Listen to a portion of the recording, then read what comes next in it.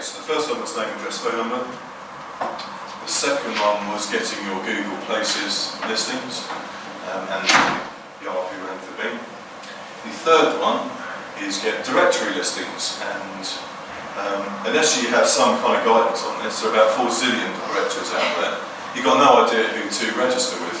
So by far the simplest thing is to go to a company called Universal Business Listing. It costs 45 quid and they will register you with 28 different directories.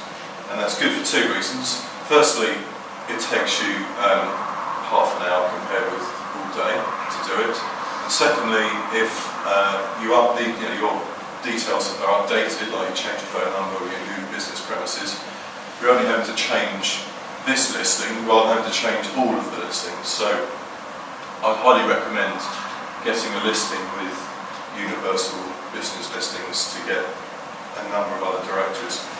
And why is this important? At the moment, Google wants to see that you're a real business compared with the other businesses in your area. And if you are on their listing, you're on a load of other listings, and it looks like you've done it properly, it just, in their eyes, adds weight to you actually being a real business who is registered in lots of local directories. So at the moment, it doesn't work to go on to other business listings. One of the things that we do with clients is that if they're in a really competitive arena and their competitors are registered with numbers of other directories, we can look at what directories their competitors are registered with and register with them as well. But first step is I would suggest just register with Universal Business Listings so you get also 28 different listings. Again, all the information has to be exactly the same. Can't stress that enough. Between all of these different directories, everything has to be the same. So sometimes though, the thing with Bristol is annoying because they very often don't have Bristol as a county, and if you don't put anything, they call it Avon, right? Which doesn't exist anymore. But then, so you don't always have the option to leave it blank. I mean, I tend to leave it blank, or if you type in Bristol. Yeah. But you have to be pretty careful like that. Absolutely. So whichever way you do it, just make sure you do it the same in the different.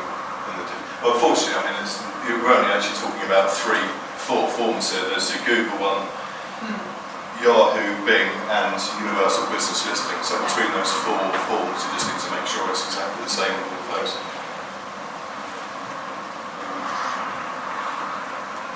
So directory listings, and they do work, and you'll often find if you search locally that you may be found your own company there, but you also might be found, I don't know if you've seen them, maybe Free Index will also register you, and you might also get your listing from those other listings in there as well. So the free listings definitely do work. Would you like to just quickly let people know the downside of registering for those? I can give you 1,000 directory listings for £10.50. Yes, you do often see these companies that will register you with thousands of directories for not a lot of money. All of those directories are seen as good quality directories, i.e. they won't just, they do actually have, there's some verification process to actually being real. There are a lot of directories out there that will just register anybody, and Google doesn't like that, and they've recognised who those directories are. And if you're registered with a bad directory, it will just register anybody. That will be seen as a black mark for you, and that will hurt your search engine optimization. So it's much better to be with 25 good directories than 1,000